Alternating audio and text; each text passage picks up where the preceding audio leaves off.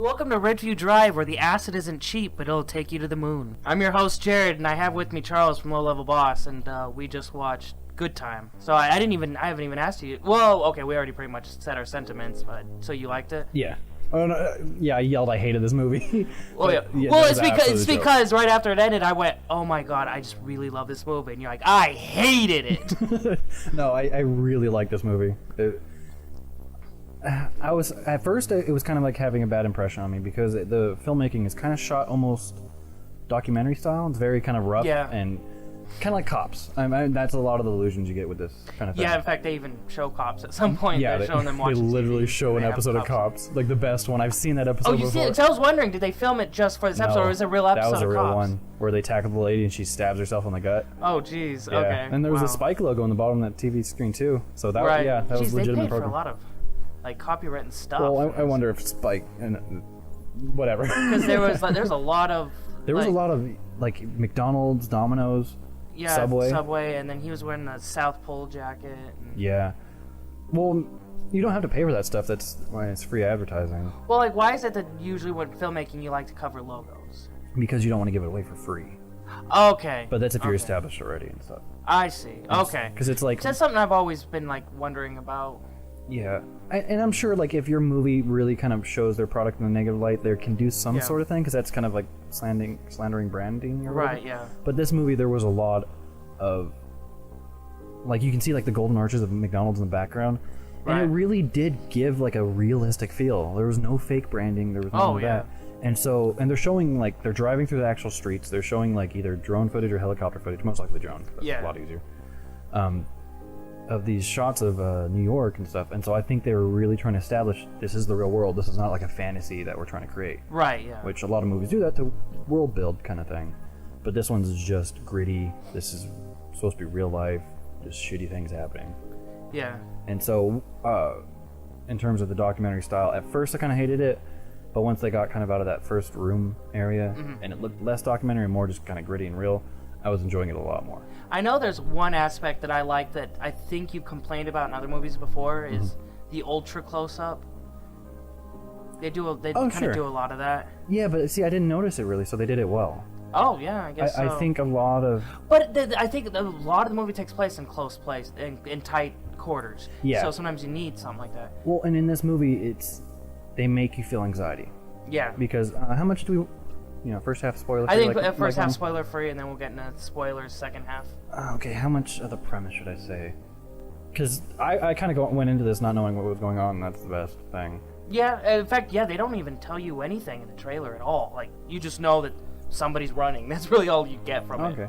Well, I guess the most I'll say is, like, there's two brothers. One's handicapped, and one's... mental handicap. Yeah, mentally handicapped. And the other, he's just a normal guy, but he's, like, very skeevy, and he just looks like how he's dressed is, like, dirty. He's, like, very skeevy, but he's very, very smart. Yeah. But he's quick. He uses it for the wrong reasons, or the wrong, motivations. And so they get into a bit of trouble, and, the rest goes down. Yeah. And so, like, those close-ups and, like, the fast-paced music, and there's a lot going on, and he's getting phone calls while trying to talk to people at the same time, really creates anxiety, but that's the point. Because you're feeling how tense this situation is. Right, yeah. And actually how almost calm and collected he is, because he's just constantly thinking about the next thing. Yeah. Because there's been a couple times where they cut back to him, and he's on his phone searching maps because he's planning out his next moves, literally. And so it's like... And it plays it well because you know when he's nervous. You could see it's not necessarily in the dialogue delivery or anything. It's his facial. You could tell he's nervous sometimes when he has this look on his face, and it's done very well. Yeah, like he's anxious and he's really thinking about what's to do next because he's like, oh fuck. And we're talking about Robert Pattinson. Yeah. And you never thought you'd see him in a role like this, and. I think because there was a lot of like roles, especially Twilight. Once he did that, and that's hard to get away from that kind of thing. Oh yeah. But this one, I think he does a really good job. Now, it might be because he kind of has a cocky attitude in real life. Yeah. It seems like, even if he doesn't, that's how he comes across. Mm-hmm. And so I think in this movie he kind of fit that role really well. Oh yeah. But yeah, with that kind of close-up stuff, usually that shows to me that you're kind of not good at framing your picture, or you're shooting on a DSLR with like a 50mm lens, which is what you're supposed to start off when you're doing photos and stuff.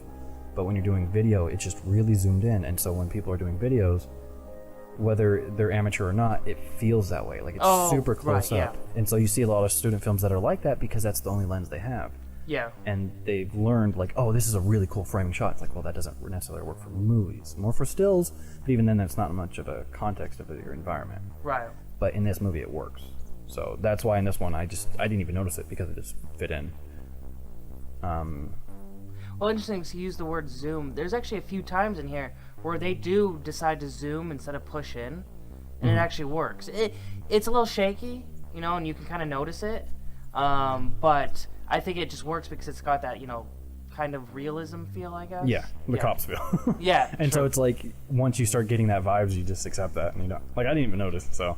Right, yeah. There's a few times, like, they're zooming in on an apartment complex, like a few stories up, and it would just kind of, like it would start and then kind of just stop a little bit every once in a while going up. Oh, I think when they were zooming out of the one brother who, the mentally handicapped brother, when they were kind of zooming out from him when he was in the very beginning, it felt like it was like a bad zoom, like it wasn't smooth and stuff. Oh, so, yeah. On technical details, right. That kind of stuff and throws you off. One part, I don't think it's a spoiler at all, but there's one part where they're zooming in on a Sprite bottle. Yeah. And it's obviously handheld. But it just it felt just so natural to me, like it made sense. Yeah. You know? There's very few movies that can do handheld. Yeah. And it worked. Right. Yeah. Because most of the time I'm just like, whatever. Like, oh, this is like 20. This episode of 24. Is it 24 handheld? I don't even know. It's like so intense. Like he's just running around LA. It probably is. So like a lot of that kind of stuff, it feels cheesy and dumb. But this one. Yeah. Well, which is funny because with when you a lot of times when you want to fake a viral video of like just some guy with his cell phone camera, yeah. You actually put it on a tripod, yeah. And then you fake the handheld look. Yeah, but you do it in pose. But you can tell. Oh yeah. If you once you look at a couple of videos and you start to learn that kind of stuff, it's easy to see because when you're moving, stuff doesn't move all together. There's a parallax, so the stuff closer to you moves faster. The stuff behind you doesn't move as fast. Oh, of course, yeah. So that's how you can tell. Like you're not even noticing it in your brain, but once it switches over to the sticks, on a tripod, and they digitally do it, your brain notices something off. Even if you're not as well versed, you still kind of go, "There's something wrong here." Right. Yeah. And then once you start to learn, it's like, "Oh, okay, that's why." It's something you actually learn a little bit when I'm not in game development, but I know people in game development parallaxing with the background. Yeah. Have you ever seen bad parallaxing? When the background's either moving too slow or too fast? Or like a character's like running, but they're like running a lot faster than they're moving or something like that. Yeah. Because the background's not moving as quick. Right. Or the background, I've seen the background move too fast. Yeah. See, a still background can be okay. But if it's moving too fast, it's really bad. Yeah. Well, because something that far away shouldn't be moving that quick anyways. So if it's still... Yeah, exactly. If it's still, it probably doesn't even actually look wrong. It's fine. Yeah. So anyway, enough of game design. What is this, some shitty channel called Low Level Bot? Oh. What are you trying to do on my channel right now? Are you trying to self-promote? Go to youtube.com/c/lowlevelboss. What? Nothing. C/. Yeah, that's what you're supposed to do for channel, but... Oh, I see. But I think I got it to where you can still do the /low level boss. I think you could just do youtube.com. Actually, I don't remember. I don't know if it works for every channel. But it really doesn't matter because I'm just going to cut all this out anyway. Yeah, it's fine. So. I understand. Because it did feel like realistic, and one thing that... this is just personally to me. Just, I don't like... I don't like it when, like... When they're shooting from inside to out and everything's kind of blown out to white. That's a real hard thing to kind of control. Like, let's say you're in this room right here, and you're shooting out the window's completely solid white. Oh, I see what you're saying. So there was a lot of that. Yeah. But I don't know how much they had for budgeting on lighting either. Yeah. Well, actually, that was going to be my next point, though, is that I'm pretty sure it was in the physical lighting than post, but the coloring, right? Yeah. That was all practical, wasn't it? Yeah. Well, because there's a lot of parts where they're in like a park, or they're just like, in a major city where there's like neon lights, and but so it really has some cool lighting. But and to be honest, I wouldn't be surprised if they didn't actually use like the lights that you would rent for filmmaking. I kind of believe they may have used just the natural stuff around them. I think for the most part, because they're moving around so much, and there was no lights, that they did a lot of just natural lighting, or just whatever was coming off the buildings and stuff. And there's probably a couple scenes like on the insides where they lit it a certain way. But I mean, the lighting looks great. There's nothing out of place to me. Oh yeah, it does look natural, and so they did a good job on that. Even the moments where you're having shot, reverse shot, and one character is in one color and the other character is in the other color, it still works. Yeah. A lot of times you could tell that that's really bad, but in here, because they're under different kinds of lighting, you don't feel like they're in different rooms. Well, they're in different rooms, but not so much as in, obviously, like, they'd be nowhere near each other, but like they're literally just outside a doorway or something like that. Okay, I see what you're saying. Yeah, no, like, this totally has, I don't know what you'd call this, it's like that Miami, what is it, it's like vaporwave and... Yeah, actually I was gonna bring that, like, the type of Miami, or the words with, like, what, Vice, and, Yeah, like the modern, because there's this whole, like, aesthetic movement and stuff like that, where you got that, and it's vaporwave. There's another one, I can't remember what it's called, but it's the Miami's, like, the neon colors. Right. Not only that, but the synthetic music. Synthetic? Yes, yeah, or synth. Wait, that was synth is short for? Oh, I never thought of that till just now. Yeah, because they were using a synthesizer. Yeah. It's synthetic. Oh my god. I love synth music, but speaking of the soundtrack, it's freaking fucking great. Yeah. It's fantastic. And it really plays into this because it starts getting like really kind of quick, and it's not just because there's a lot of movies where they have a great soundtrack and it doesn't necessarily tie into the movie all that well. Yeah, right. But I feel like this one totally fits because it's the seedy kind of crime not like a crime underworld. It's actually just real life crime, street crime. Yeah, exactly. Yeah. Like, you know what I mean, like the difference between that, right? No, I know what you mean. Yeah. So it works really well, and like I'm trying to talk more without getting into spoilers yet, because we'll get into spoilers in a little bit, right? Yeah. That's all I have to say without spoiling anything. I think just a great movie. So I guess before getting to spoilers, what we can do the recommendations. So, would you recommend this movie? Yes, absolutely. If you, I don't know what to equate it to. Like if you like this, you'll like this kind of thing. I know it's a different movie. Is there any group of people this wouldn't work for?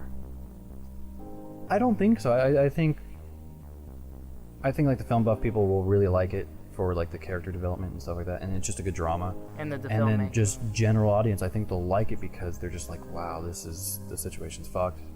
It's realistic. Maybe like some people that have had crime in their family can kind of relate to it. Yeah, I think just all around, I would recommend this movie to pretty much anybody. Yeah, I think so. It is kind of sad that it flew so low under the radar. Yeah. Honestly, it was snubbed for the awards, I think. Yeah. In a few different categories. Yeah. To me, it was in my top 2 favorite movies of last year. Yeah, I think that's fair to say. Because just in general, like overall, there's a lot of movies where it's like, oh, it was great, and then the ending kind of turned out and really ruined the movie. In general, for me, this movie is just solid throughout. So, I think on a personal level, I think that's what is kind of necessary for like a movie of the year award kind of thing, is if in general does this movie really, really work, not just bits and pieces, but just overall. Right. And so I think this one really was a good movie. So if this movie interests you, which it should, it's a great movie. I'm just gonna tell you to turn off the video. If you haven't seen it, just turn this video off right now and go see it. Unless you hate movies. Yeah. If you hate movies, why are you on this channel? Good point. Unless you're just obsessed with YouTube and just watch every video on YouTube. Thanks for the view. Yeah, thank you. I don't mind. So then this is your warning. 3, 2, 1. Spoiler territory. Everybody dies. What? No, I know. What I wanted to get into before we went into spoiler territory, so what I was going to bring up the acting was the random guy that just comes out in the middle of the fucking movie. Like, he just comes out of nowhere and steals the whole show.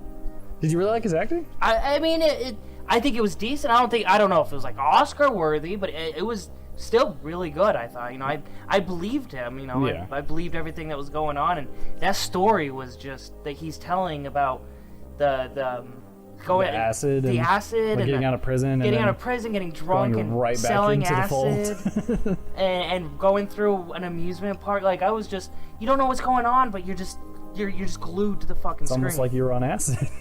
Yeah, actually. One of the promo pictures of this movie is is the main character, Robert Pattinson's character. He's like not superimposed, but it shows him like he's inside the Sprite bottle, like he's sticking out on top of it. Really? Yeah. So like the Sprite bottle that I mentioned earlier is filled with acid. Like how much would that bottle be? Honestly, I would go so far as maybe $10,000. Like seriously, that's.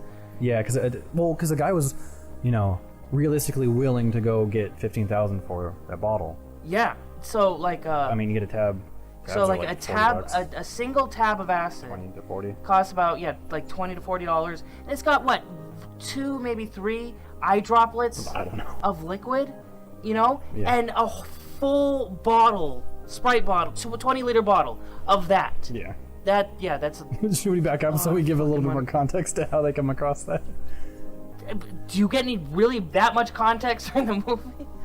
Yeah, well, because the premise of the movie, since we kind of freely talk about it, if you're not going to see it or if you've already seen it, Robert Pattinson and his handicapped brother, they're just, I don't know if they've done a lot of crime before, if this is kind of like their first one. Yeah, they don't really tell you, but I'm fine with that. I think the brother, it was probably his first, because the way Robert was talking to him, but Robert probably does a lot of petty crimes. Oh, yeah. But they steal from a bank. It's one of those quiet kind of robberies. It's probably his first bank robbery, but he's probably done robberies in general. Probably just not sure. a bank. Yeah, he's probably robbed a lot of stores and stuff. But so they rob and they get money. The die pack goes off, and the handicapped brother accidentally goes through a pane of glass while they're running from the cops. Yeah, and so the brother gets, caught by the cops, while in prison, gets hurt, winds up in the hospital, and then now Robert Pattinson's got to break him out of the hospital. Yeah. That's kind of the main premise. Robert Pattinson eventually breaks him out of the hospital, finds out it's not him. It's not him. Because he finds somebody that's all bandaged up on his face, got the same hair, same kind of almost nose structure you can see kind of poking out. Right, yeah. And then it's just this random dude that he picked up, and it's the guy that you were talking about. Yeah. And the guy tells him about this acid, and so he's like, "Oh, I can get that money for the bail money, because the money that he stole was dirty." Yeah, he could use he could use some of it. I think he could use like 14,000 of it. Right. But a lot of it just died, and so this almost corrupt. You get bail bondsman won't take the fully died, but it'll take the partially died. Yeah. bills. And he's like, He's like, no, this is my money now. Like, yeah, so he can't take the money back. Yeah. So now he's got to get $10,000 to bail out his brother. And so that's when he comes across this guy who tells him about the acid. He's like, not only the acid, but he also had a bag full of money. Yeah. From the guy. No, that was the main thing. Was the money. He robbed a 7-Eleven or something. I don't remember. Yeah, he robbed a convenience store. He came in. Yeah. That's what got the cops sicked on him. Mm-hmm. And then they had to ditch the money and the acid. Which was in like one of those. What do you call those little rides with the pop-up scares? Yeah, just one of those like scary for, rides. Like couples, Yeah. So it's like a cuddle or whatever. Yeah, there's ones for like little kids. And this one was definitely for adults because there was like nudity and shit in it. Yeah, moaning and... Yeah, that was weird. I didn't know those existed. A ghetto tunnel of love or something. Yeah. And that's where they stashed the money in the Sprite bottle with acid. Yeah, and so Robert Pattinson, has to work his way over there. Because he's not really... He doesn't care about the acid because that's going to take time to sell. He just wants that money. Yeah, he just wants the money because he needs liquid. Well, I mean, the metaphorical liquid, whereas acid isn't as liquidable as cash. Oh, I see what you're saying. Yeah. And so he comes across that guy and then... Real quick, speaking of the sponsorships, Sprite couldn't have wanted to sponsor this. I'm not going to sponsor you to fill our bottle with acid. Yeah, that's great. Honestly, in my opinion, I don't think most of the things were sponsored. I think they just wanted to be realistic. Yeah, I think that's the main kind of like theme of this. It's almost too bad because usually the actual sponsorships, it's obvious and it's so like have you seen 8-Legged Freaks? No, a long time ago. It's just every second just a close up on something. Yeah. Like, oh fuck you. Anyway, back on track. But on this movie, like when that stuff's in frame. Like the logo's kind of half in frame, half out, or the bottle's half turned. Yeah. That's what makes it real. And it's also like usually they walk by somewhere really quickly, so you see it, but they're not concentrating on it. Yeah, in a movie that was actually sponsored by them, it would be in focus and almost center frame. In fact, actually, you weren't there.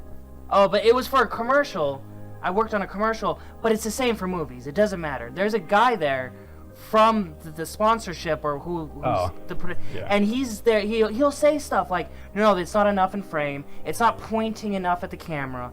And like, yeah, I'm doing a commercial, so it's like obviously duh. But no, they do the same exact stuff in movies. That's why they're always holding. Of course, you can't see me, but they'll hold a Coke with the logo facing forwards, and it looks so dumb. Or they'll find like a little holder to put it in, so that way it's stationary, and then it's just pointed like directly. I think the biggest one that I've seen was just like a clip from Jack and Jill when they're in a movie theater. Yes, yeah. And every single Coke. It's famous for that. Yeah, Coke cup has the Coke turned straight. There's like 6 of them, and they're all turned straight. And it's got to be one of those ways where the filmmakers and the producers clash, because the producer's like, oh, you got to listen to these guys and do what they say, and they're probably like, but it doesn't look realistic. It looks awful, you know. And yeah, but how many of those filmmakers are just doing it for fun, for money anyway? Well, when it's those big budget ones, it depends. Like, that's what all those Adam Sandler ones are, because if you watch any of his movies, there's usually, like, in his earlier ones where people still kind of like him and kind of a cult following, right? Like Little Nicky or something. There is a sponsorship, but it's not as as annoying. Right. Like in Little Nicky, I remember just like Popeye's Chicken was a sponsor. Yeah. And then I saw that movie on TV, and they had to censor all the Popeye stuff, but it was integral to the plot, so they had to leave it in. They had to blur it out, and every time they said Popeye's Chicken, they just blurred they muted it, so they just said chicken. That's odd. Like their mouth is just moving for a bit, and then chicken. What would they? You know, KFC had to like try to fight that. I don't know. Well, you said KFC or Popeyes. Well, it doesn't matter. I don't care. No, it was Popeyes, just to make sure. Okay. But yeah, for whatever reason, because the TV's like, no, we don't want to, Yeah. We need the ad space. We can't just put the ads in the movie and then blah, blah, blah. Right. But it's just so funny because they needed to keep that scene in, and then it just is, like, because they're carrying somebody in like a big version of like a Popeyes thing, and it's all blurred out around them. Oh my God. And then I know they're saying Popeyes, but they're like muting their voice. That's amazing. I'll have to try to find that and show that to you. Is the Popeyes thing in that as obvious and annoying as Taco Bell in Demolition Man?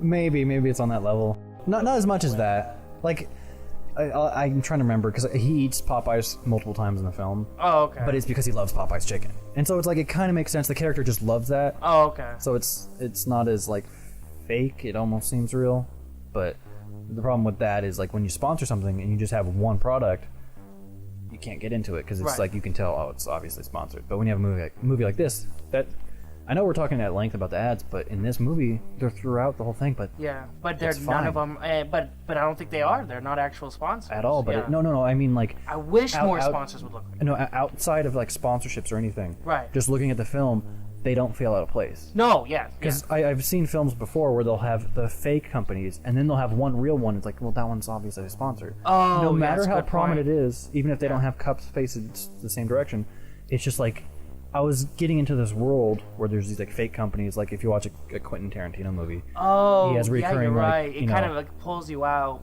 Like in his movies, it's like red candy apple cigarettes and stuff like that, mm-hmm. or red cigarettes or whatever, they're cherry something, whatever. But if he were to put like a real, like all of a sudden you saw Pepsi in there, you'd be like, whoa, what the fuck? Yeah. Like, why is it all fake and then Pepsi? And like, right. So they stashed away the acid and the cash. So Robert Pattinson. Okay, so what's his name? Connie? Yeah, Connie. Constantine is his full name. Oh, okay. So Connie wants to go there and find it. So they're there and they're looking. They can't find the cash, but they do find the acid. Mm-hmm. And that's when the security guard. Or wait, are we gonna just go through the whole movie, or do we just want to get up to that point for background? I just wanted to get to that point just so you kind of get it. Yeah. Okay. So the only real things we want to talk about now is like the spoilers, if it's integral to the our kind of discussion, just like what the themes that we were liking. So one thing I wanted to point out was it's obvious that. I think that's one of the reasons the acting is great and the filmmaking is great is that Connie is a piece of shit. Well, but yet you're rooting for him. Well, that's I wanted to ask you personally was because I'm having conflicted emotions, which is good. Like, of course, are you sympathetic towards him at all? Because he's not a complete sociopath. The wrong way to do this is like he'd be just a total Right, sociopath. yeah. He's just disconnected Well, I mean, it's from everybody. obvious that the only thing he really wants is get his brother. Yeah. In the end, that's really his goal. Yeah, and that kind of gives him like makes him more sympathetic because he can have all this money. Yeah. He can take it for himself and just say, you know, Yeah, I mean, screw the his brother. stolen money that he already had, he went straight to the bail Yeah, bond. he's, you know, Yeah. the cops already know that he was the one that robbed the bank because they picked Yeah. up his brother. Right. And they saw him running away. And he's on the news. His mugshot's on the news. So he's already... it's not like his brother's going to rat him out. It's just a done deal already. Yeah. So, like... But he legitimately wants to break his brother out of prison. Yeah. And, like, he cares about his brother.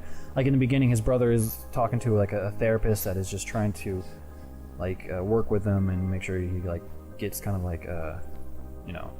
education or just, you know, the needs that need to be met for like a mentally handicapped person. Right, yeah. And Connie comes in and is like, you know, why are you making him cry? Because he started crying about a question that the guy was asking. Yeah. So, like, even though he's probably taking his brother out of what's good for him, like Probably, a yeah, good place what for really him, is good for him. He's doing it because he's like, you know, he doesn't want his brother to be seen as like some sort of, I don't know, experiment or just... A freak, you know, yeah. He's like, why are you making him cry? No, he's my brother. And he takes him in the elevator, or he's just like, you know, trying to take him home, and he's legitimately hugging him and being like, you know, I'm your friend, I'm gonna look out for you and stuff like that. And Right. so you do understand he cares about his brother. He might say fuck everybody else. Right. He cares about his brother. I just figured something out because the first time I watched the movie, when the therapist says something, I didn't quite know what he meant, and this time I didn't know until just now when he says, "What your brother did was the right thing." He probably did a plea deal, so his brother can go free. Oh, maybe. That's probably what he did.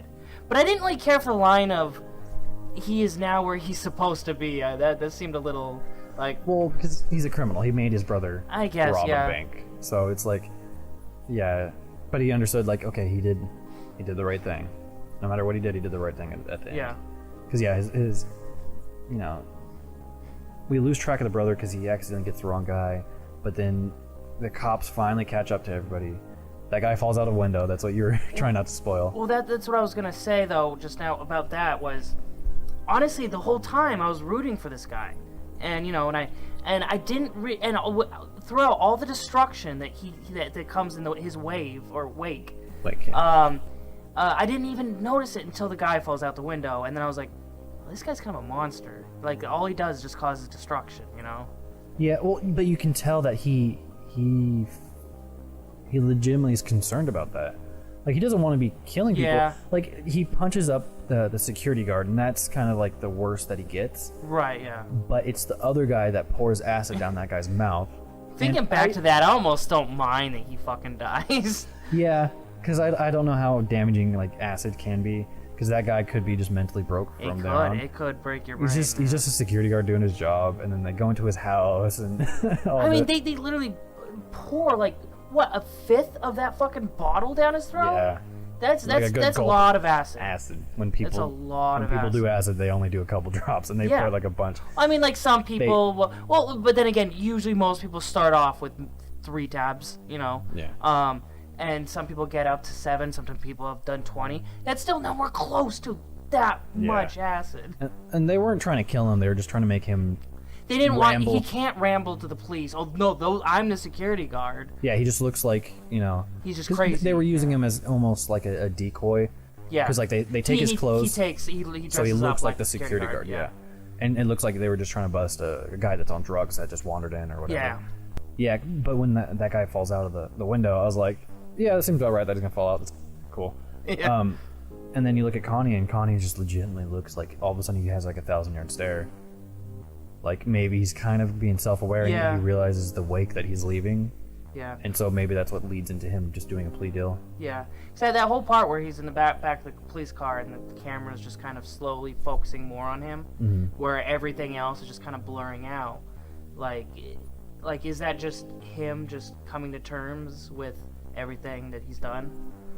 I think so, because I think that's the first time he's not thinking about his next plan. He's just probably now Yeah, thinking. because there's not really much else he could do at that moment. Yeah, now he's thinking about what he just did, all that stuff. He was going from moment to moment just thinking about the next thing. Now that's the final moment where he can reflect on what he just did. Part of me that believes, watching the movie over again, part of me believes that he knew the whole time that he wasn't getting out of this. And at the end, he was just like, damn, well, this is it. You know, it finally happened. I finally got caught. Watching it a second time, I kind of felt like throughout the whole thing, he kind of has this, like, I don't think I'm getting out of this. So it doesn't matter what I do. Yeah. Maybe the motivation was like, okay, I just gotta get my brother out of prison because he's gonna get hurt, which he does. Right. He gets into a fight because he just doesn't know how to behave with other people. He's like, I want to watch this thing on TV. You know, I was watching earlier, I get to watch it again, but he doesn't understand. Oh, it's prison. Yes. It's communal TV, and so he might just be like, yeah, I'm gonna do everything in my power, no matter what happens to me, just to bail him out. As long as he can bail him out, right? His brother's in the clear. He's not. Cops aren't gonna come after him. Right. So maybe. What was the deal with the girl? The girl that the granddaughter of the woman that lets him stay in the room, whatever. Why doesn't she call him out when the police? Is it because he manipulated her so badly that she didn't want to? What's the word I'm looking for? Rat him out. Rat him out. Betray him or something. Or did she think there was just nothing she could do because he's a white guy and she's a black girl, and they wouldn't believe her? Jesus, no, I didn't. The race I don't think was playing into this movie. Really? I think race played a lot in this movie. I don't, because they immediately believed him as a security guard, and the actual security guard was a black guy. I wasn't. Maybe, but I wasn't getting that. He was a white guy and he was taking advantage of everything, but all the black people in the movie were nice, good people. Well, what I got from her was like she just kind of got caught up, and she's just a young kid, just like, okay, this guy's cool, you know, I'm just gonna hang out with him and stuff.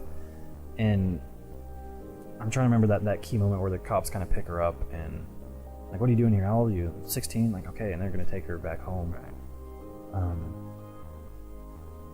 When they ask him, like, hey, is this one of those kids? And that's when she sees him in the security guard outfit. And he's like, no, that's not one of them. I don't know who she is, you know. And she, because like, the security... she just looks at him like with almost kind of like this longing look, like it was probably mostly confused. Like, what is going on? That's what I got. I thought maybe like she's just so confused. She's just like, whatever, because she's not really gonna get in trouble. Yes. What is she gonna rat him out for? Like, what is she gonna say? You know? Yeah, maybe she was. She didn't even know he was doing anything bad. As far as she knew, he was going. He picked up the wrong guy from the hospital, is dropping him off at home, and he's gonna take a shit in his house. Yeah. That's all she knew. So what is she gonna rat him out for? She could be extremely confused. She's probably just really confused. Because like we know what's going on and what happened, but she's just like, I thought he was just at his friend's house. Now he's in his what? She's probably just mostly in shock. And so like the cop, and then the cop's just like whatever, and he just pushes her along just because he's like a jaded cop or whatever. Yeah. So she's just gonna be like, go along with it, because most is gonna happen. She's gonna go home and get in trouble with her grandma. Yeah. Because she's not doing anything illegal. She's just out past curfew, essentially. I mean, he's still kind of fucked over a lot. Like, I think he left the house kind of a mess because the other guy kind of raged, and the car is left there now. And I mean, I guess it's not that much. I was thinking like it was more damage than that, but a big inconvenience for that family. Yes, yeah. I don't think any like property damage or anything like that. But yeah, that's just the main premise of the movie. Is just he's leaving this wake of like, at minimum, you know, a huge inconvenience or disorder. Yeah. At maximum, people are getting beat up, thrown into a hospital with acid poured down their throat. Yeah. LSD, not battery acid. Oh right, yeah. Because that's a whole different thing, yeah. I guess. Well, do you think at the end, you know, during the credit scene, do you think there was some deeper meaning there? No, I think it was because at the end they show the mentally handicapped guy. He's in a class with other mentally handicapped people, and he's kind of where he can, you know, be understood and be like, you know, have fun and do stuff that he would probably like. Well, like, because like they're doing the game or whatever where they say cross the room if you've ever blah blah blah. And at first he's just standing there. He's not playing the game at all. The first time he crosses is when she says, "Cross the room if you've ever been blamed for something you didn't do."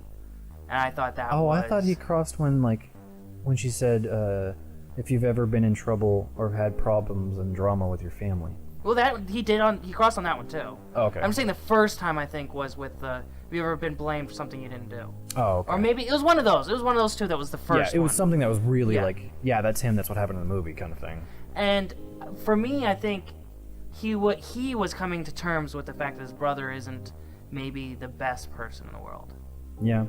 I think that's all. Maybe that's all it was. Yeah, I don't think there was so much to it other than just kind of a closure and just like a wind down, because this is a huge anxiety-driven movie. Yeah. And so there's that moment at the end with him. It's just everything's settling.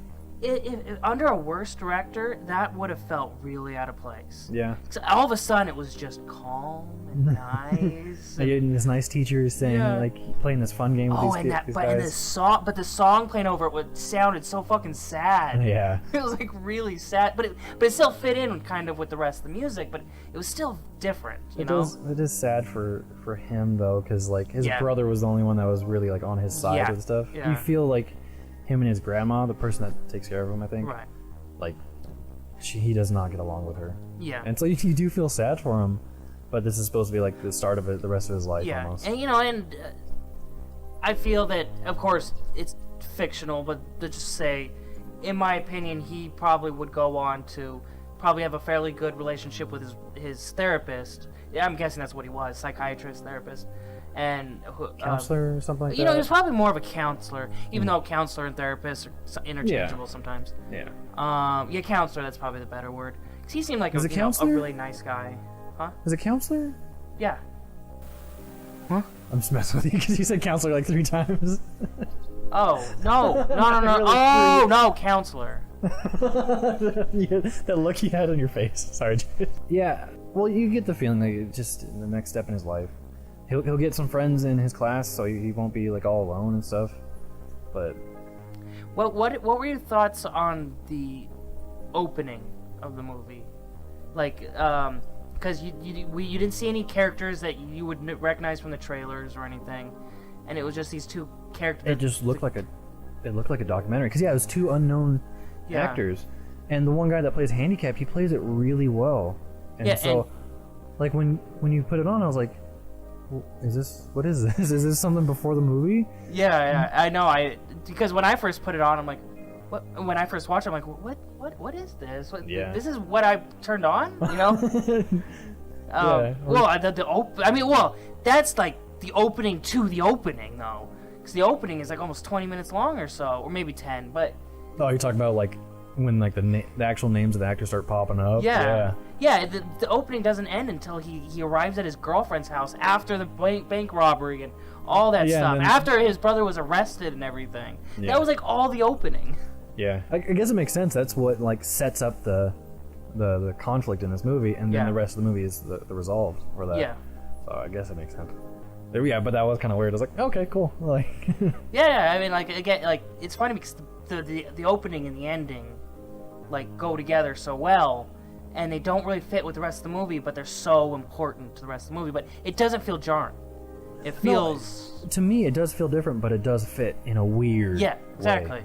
And having it like focus on the brother in the beginning and the end in a very similar kind of like really mellow tone helps kind of like almost make a loop, I want to call it, where you see in other movies where like maybe in the beginning of the movie it flashes forward, and then at the end of the movie it resolves what that flash forward was, but it helps create this kind of like neat circle. It kind of tidies it up almost. Yeah.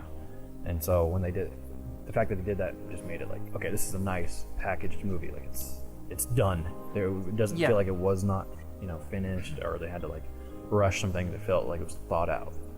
I don't know. Now I'm gushing over the movie now. And the actor, I know his last name is Safdie. I think it's Ben Safdie, but don't. Anyway, don't who played the brother? Yeah. Nick, or Nikolai, I think was the full name. But he's. I already told you this, but he's the writer and the director of the movie. Yeah. You should sometime go check out his. What's the alternative to YouTube that artsy filmmakers like to Vimeo? use? Vimeo. He's got a Vimeo channel. Yeah. Vimeo, right? Yeah, that's the artsy one. Okay. We keep doing quotes. And he has one, and he's got a bunch of shorts on there, and they're pretty good. Oh, so, okay. Yeah. Yeah, I'll have to check it out. He's usually the lead actor in his own movies, so Yeah. his own shorts. So it's different seeing him be very different than that. He's usually like he even looks taller in his other shorts. I think it's just because he kind of slumps in this movie. Yeah. You know? Slump, is that the right word? Yeah, slouch. Slouch, yeah. Well, same Yeah. difference. But yeah, I guess that's now all we're really doing is gushing over the movie, which is fine because it's a great movie. Yeah. Yeah. I don't know. This past week, I've been watching some really good movies. Yeah. Because there's just been like, oh yeah, no, this movie's it's good, but no, this one's like, I just saw John Wick like 4 years late. Well, I only watched it a few months ago. The first one was 2014. Jesus, I need to see the second one. I heard it's almost just as good. Yeah, and so it's been really great for me because I've just been watching some like great movie after great movie, where it's been feels like for a while just bad movies. Oh yeah. Oh, and last year, it's the 2017 had a lot of good movies. Yeah. The only problem is a lot of them flew under the radar. Yeah. And that's one of the reasons I wish I didn't live in such a, well, it's not rural. What do you call this? It's so far away from the city. Sort of. So we don't have us. any art house or independent theaters. So I miss out on a a lot of that stuff, you know. So I gotta start trying to get down there more. And yeah, we have the one, but it was in renovation. It doesn't count anymore. Yeah. It used to be owned by Lamel, and they sold it to an independent group. Then they sold it to Regency, so which is like Cinemark.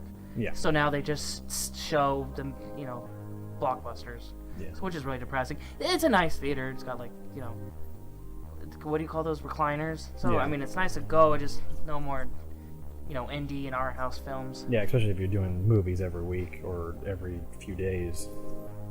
Even if you're not going for artsy stuff, you're like, I just need something different. Right. Yeah. You know, I can't watch Transformers, 3 times in a row. Yeah.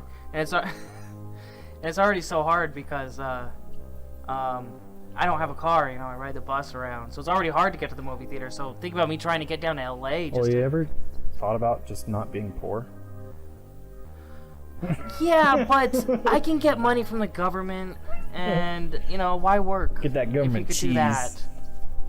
I know you can never make much money off the government. It's kind of a shitty life, but I'd rather stay that way than work up. Subtle political commentary by Jared Watson. Oh, you started it. I know. I don't care anymore. So now we're just ranting. So. Yeah, we're done. Great movie. Watch it. We're done. Yeah, go see Good Times. Just, I mean, you already watched it, right? You watched it before finishing off this video. You know what? Just go watch it now again. Just go watch it again. In fact, I'm gonna go watch it again right now.